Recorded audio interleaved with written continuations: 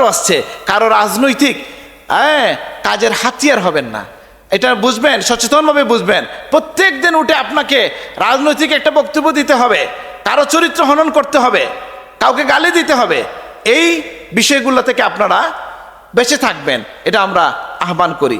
আল্লামা ইকবালের কবিতাটা বলছি, নিগাহে মর্দ মুমিন সে বদল জাতি হে তকদীরে, जो हो यकीन पैदा তো কাট জাতি হে জিনজিরে। তিনি বলছে তোমার ইমান যখন মজবুত হয়ে যাবে, ইয়াকিনের মধ্যে তুমি আসতে পারবে, জেনে রাখো তোমার যে দুনিয়ার অর্গল আছে, শয়তানের যে জঞ্জাল আছে, এগুলো তোমার কর্তৃত হয়ে যাবে, তুমি সুন্দর মানুষে পরিণত হবে।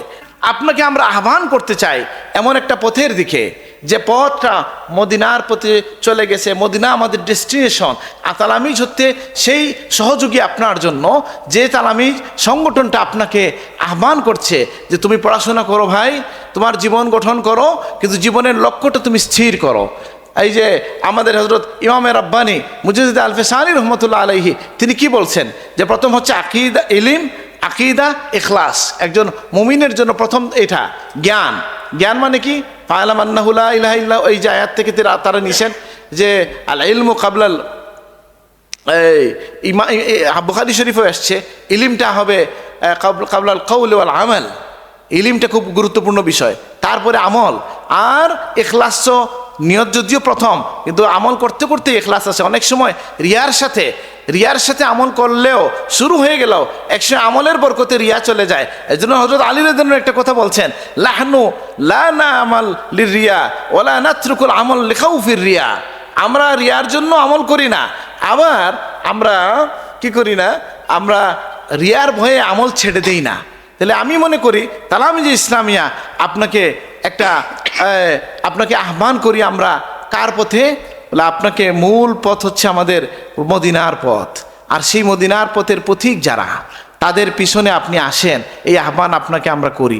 আপনাকে তিনি যেটা বললেন আমাদের সভাপতি, যে আপনাকে হয়তো দুনিয়ার বিষয়ে বিশেষ কোনো আমরা নিশ্চয়তা দিতে পারবো না কোনো বিষয়ের, তবে একটা বিষয়ে আমরা নিশ্চয়তা দিতে পারি, যেটা এটা এমন একটা রাস্তা, এমন একটা শামিয়ানা, এমন একটা মাহফিল, এমন একটা কাফেলা, যে কাফেলার লক্ষ্য অত্যন্ত স্পষ্ট, যে কাফেলা আপনাকে পরিচিত করাই দিতে চায় শাহজালাল রহমতুল্লাহের সাথে, যে কাফেলা আপনাকে মুজাদ্দিদ আল-ফিসানি রহমতুল্লাহ আলাইহির তরিকায় পরিচালিত করতে চায়। দেখেন আমরা আমাদের তরিকাগুলোর, আমি তো বলবেন ছাত্রদের জন্য তরিকা কথা কি বলার ঠিক? বলে এখানে দুইটা কথা। ছাত্র যারা আগের যুগে, ছাত্রদেরকে পীর সাহেবরা মুরিদ করতেন না কেন? অনেক কারণ। এর মধ্যে একটা হচ্ছে ছাত্রদের পড়াশোনাটাই হচ্ছে তার ওজিফা।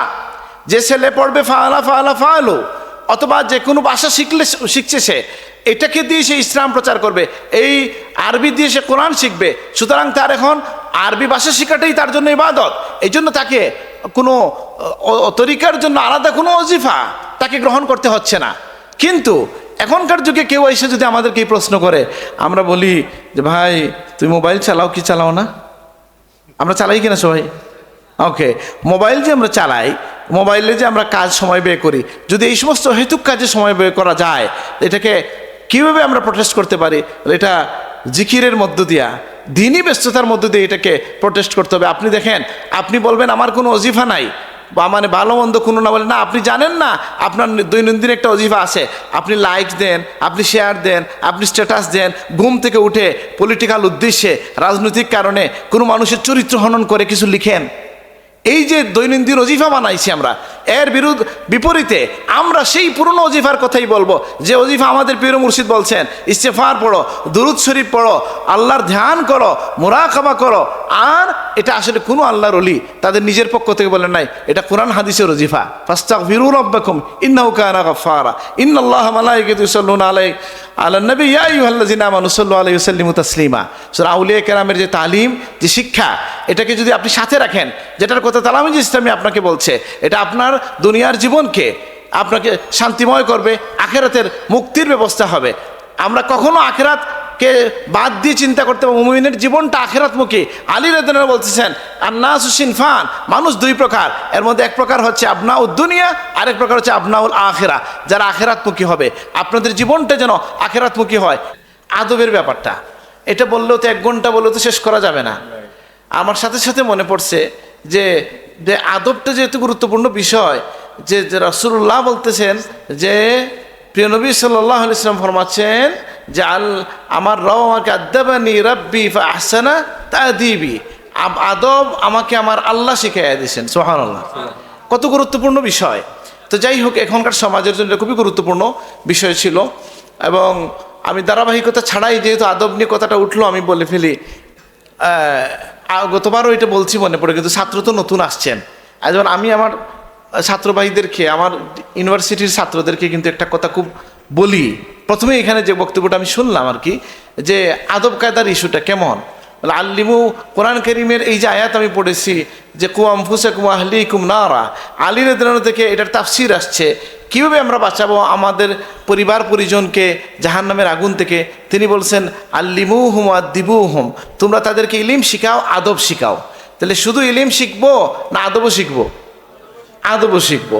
আবার যে কথাটা আমি ইউনিভার্সিটি লেভেলের ছেলেদেরকে বলতে চাই, বলেন তো আপনারা যারা এখানে দাখিল এসএসসি পাস করছেন এরা তো বলতে পারবেন না, হয়তো 2 বছর পরে এরা বলতে পারবে যে চাকরি করার জন্য অনেক কিছু শেখানো হয়। ম্যানার্স, চেয়ারে গিয়ে কীভাবে বসবেন স্যারের সামনে, পুরা চেয়ার নিয়ে বসা যাবে না, হেলান দেওয়া যাবে না, হাত এখানে রাখতে হবে। এগুলো এরা তো জানার কথা না। আপনারা সামনে যারা বিদগ্ধজন এরা খুব ভালোভাবেই জানেন।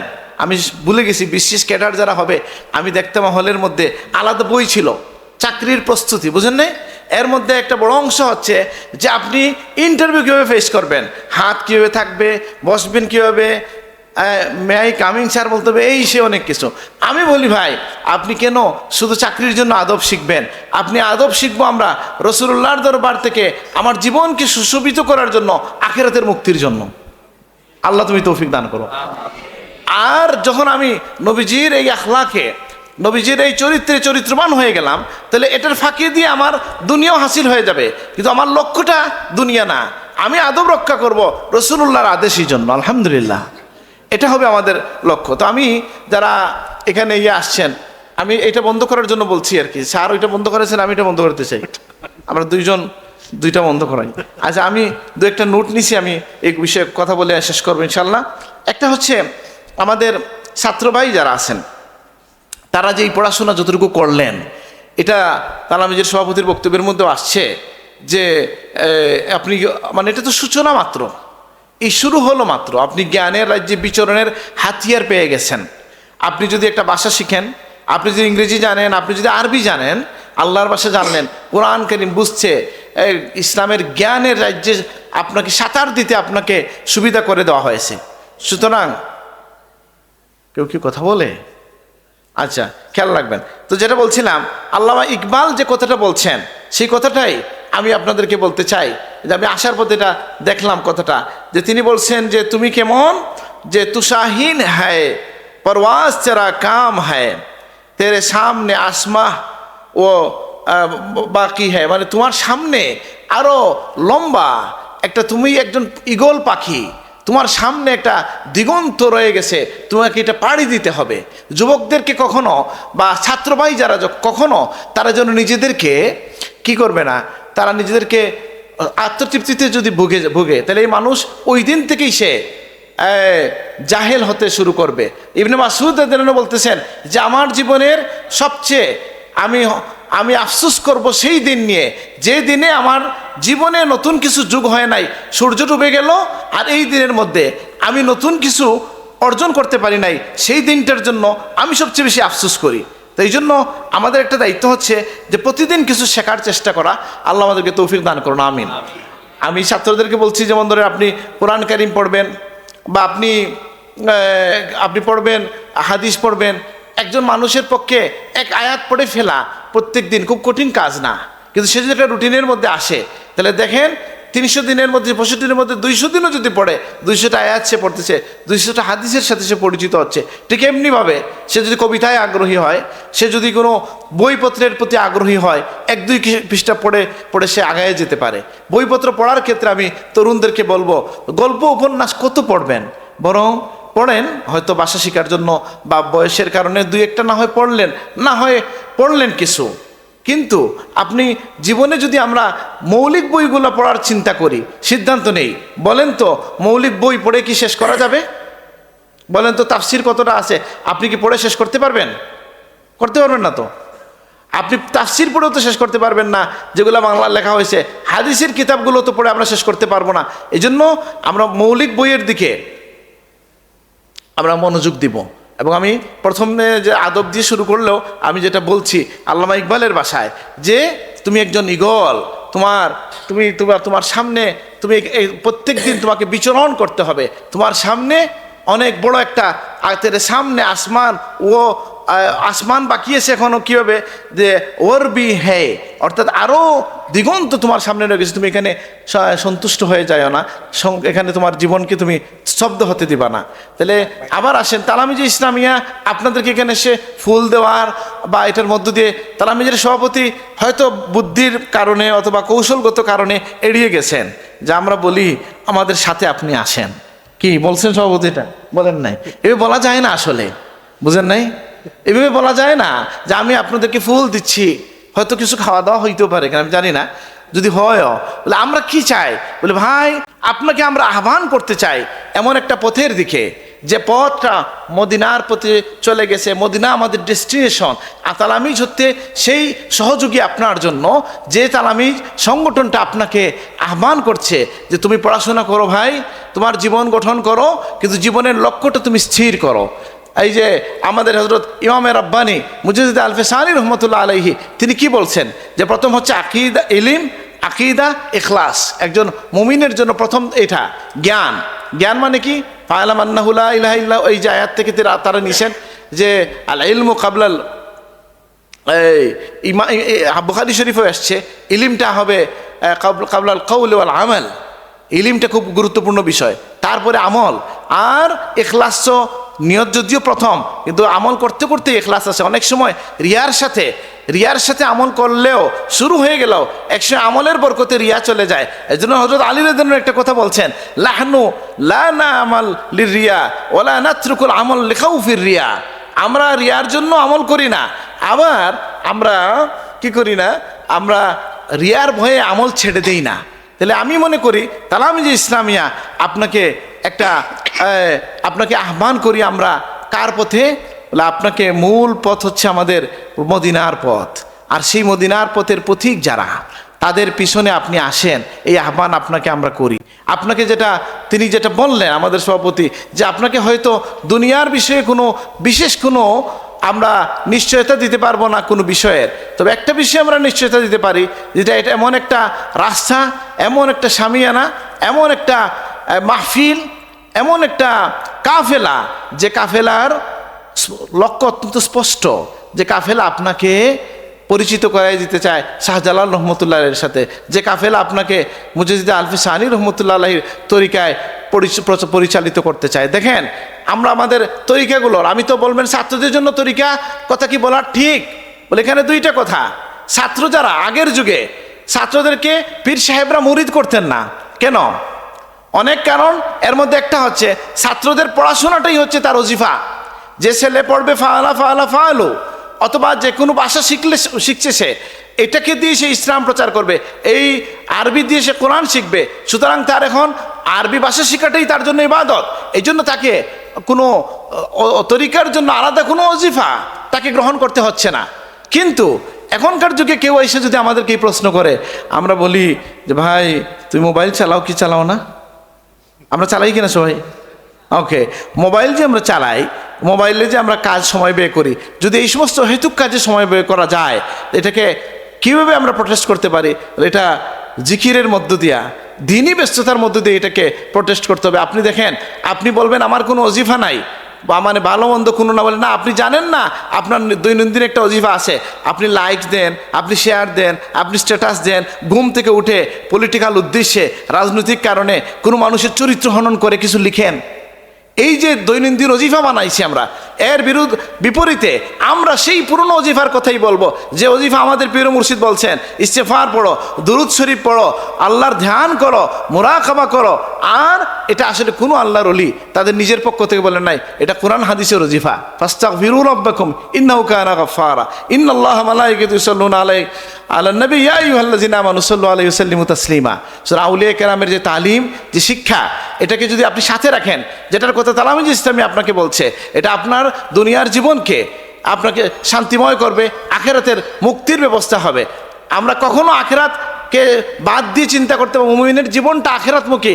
আলী রাদিয়াল্লাহু বলতেছেন, আন্নাসু সিনফান, মানুষ দুই প্রকার, এর মধ্যে এক প্রকার হচ্ছে আবনাউদ দুনিয়া, আরেক প্রকার হচ্ছে আবনাউল আখিরা, যারা আখেরাতমুখী হবে। আপনাদের জীবনটা যেন আখেরাতমুখী হয়। আজকে কিছু প্রফেশন নিয়ে কথা উঠছে, যে কেউ কেউ কি করে কোনো প্রফেশনে অবৈধ, ভালো মানুষ সব সেক্টরেই আছে। ইঞ্জিনিয়ারের মধ্যে সৎ নাই, আছে তো। ডাক্তারদের মধ্যে আল্লাহ আল্লাহ পীর সাহেব টাইপের লোক আমি দেখছি, বুঝেন এই কথাটা। কিন্তু কোন মানুষ মানুষের জন্য ক্ষতিকর হয়ে যায়, শিক্ষিত হওয়ার পরেও, জ্ঞানী হওয়ার পরেও সে ক্ষতিকর হয় কখন? যখন সে আল্লাহকে ভুলে যায়, আখেরাতকে ভুলে যায়, তার মূল লক্ষ্য কি সে ভুলে যায়, দুনিয়াকেই সে সব কিছু মনে করে, তখন তার কি হয়? জীবনের গতি হারায়। যেটা আল্লাহ কোরআন কারীমে বলছেন, বাল তুসিরুনাদ দুনিয়া হায়াতুদ দুনিয়া ওয়াল আখিরাতু খায়রুম ওয়া আবকা। আল্লাহ সুবহানাহু ওয়া তাআলা আখিরাতকে প্রাধান্য দেওয়ার জন্য আমাদেরকে নির্দেশনা দিয়েছেন। সাহাবায়ে কেরামের বাণী আছে, রাসূলুল্লাহ তোমাদেরকে পথ নির্দেশ দান করে গেছেন। তো আমরা যেটা বলবো, যে আপনার দৈনন্দিন ওজিফা যেন শুধু মোবাইলের মধ্যে সীমাবদ্ধ না হয়। আপনি আসুন, আল্লাহর ওলিরা যে তালিমগুলো আমাদেরকে দিয়ে গেছেন, হ্যাঁ, যেটা কোরআন হাদিসের ভিত্তিতে, সেটাকে আপনি বলবেন আমি এত কিছু কেন করব? বলে এটার উত্তর তো আল্লাহ দিয়ে দিয়েছেন, যে আপনি যত নেকির কাজ করেন, এই কাজগুলো আপনার জন্যই করেন। ওমান তাযাক্কা ফাইন্নামা ইয়াতাযাক্কা লিনাফসি। কেউ যদি তাজকিয়া অর্জন করে, সে নিজের জন্য করে। আপনি নামাজ কেন আদায় করবেন? বলে আল্লাহর সন্তুষ্টি প্রধান উদ্দেশ্য। দুনিয়ায় এর ফায়দা কি? ইন্নাস সালাতা তানহা আনিল ফাহশাই ওয়াল মুনকার। যে নামাজ মানুষকে কি করছে? যে অবৈধ এবং গর্হিত কাজ থেকে বাঁচিয়ে রাখছে। রোজা কেন রাখবো? আল্লাহর মহব্বতে রাখবো। দুনিয়ায় আমার কি ফায়দা হচ্ছে? যে সুমু তাসিহু, রোজা রাখো, সুস্থ থাকো। তাহলে আমরা দিন জিকির কেন করব? বলে জিকির দ্বারা আল্লাহ খুশি হন, ঠিক আছে। দুনিয়ায় ফায়দা কি? আলা বিযিক্রিল্লাহি তাতমাইন্নুল কুলুব। জিকিরের মধ্য দিয়া অন্তরের প্রশান্তি হয়। আমাকে আজকে আমার আম্মা বলতেছেন, গভীর রাতে আমার আম্মা যান আমাকে বলতেছেন, কিছু বুঝলাম না, ইউরোপ আমেরিকায় খালি মানুষের অশান্তি খেনে, তো খুব ধনী দেশ, বুঝেন এই কথাটা? আলহামদুলিল্লাহ, আমরা গরিব হতে পারি, আমাদের বৈষয়িক সম্পদ কম হতে পারে, কিন্তু আমাদের প্রশান্তির দরজাটা উন্মুক্ত আছে। আমরা হয়তো কখনো গুনাহে লিপ্ত হই, কখনো কষ্ট পাই, কিন্তু চোখ বুজে যখন আমরা একটু সময় আল্লাহকে ডাকি, চোখ বেয়ে যখন পানি চলে আসে, যখন আমরা সিজদায় নিপতিত হই, তখন আমাদের ওই কালো অধ্যায়টা মুছে যায়, আমরা নতুন জীবন লাভ করি, আলহামদুলিল্লাহ। এবং আমি লজ্জা ভেঙ্গেই ছাত্রদের উদ্দেশ্যে বলবো, তালামিজ ইসলামিয়া, আমি নতুন করে কোনো সম্ভাবনার কথা আপনাকে বলবো না। আমি বলবো ওই পুরনো কথাটাই, যে আপনি আসুন, সেই শাহজালাল রহমতুল্লাহ আলাইহির পতাকাবাহী হন। আপনি আসেন মুজাদ্দিদ আলফে সাহানী রহমতুল্লাহ আলাইহি, যিনি রাজনীতি না করেও, রাজনীতির বাইরে থেকেও রাজনীতিকে সংশোধন করেছেন। তার তাসদিদের যে অংশগুলো, নাকি হুজুর, তাসদিদের মূল অংশটা কি জানেন? ইহইয়াউস সুন্নাহ, আরেকটা হচ্ছে ইসলাহুল হুকুমা। তিনি দেখিয়ে দিয়েছেন যে কিভাবে ক্ষমতার পাদপ্রদীপে না গিয়েও নিজের ব্যক্তিত্বের মধ্য দিয়ে, তার লোক মাল্লার মধ্য দিয়ে, নসিহতের মধ্য দিয়া একটা রাজ্যকে বদলে দিতে পারা যায়। তার উদাহরণ দিয়েছে আমাদের সামনে হয়েছেন মুজাদ্দিদ আলফে সাহানী রহমতুল্লাহ আলাইহি। এবং এই সমস্ত মহান ব্যক্তিদের কাছে আপনাদেরকে তালামিজ নিয়ে যেতে চায়। আল্লামা ইকবালের ভাষায় যার কথা বলা হয়েছে, নিগাহে মর্দে মুমিন সে বদল জাতি হে তকদীরে। সুবহানাল্লাহ।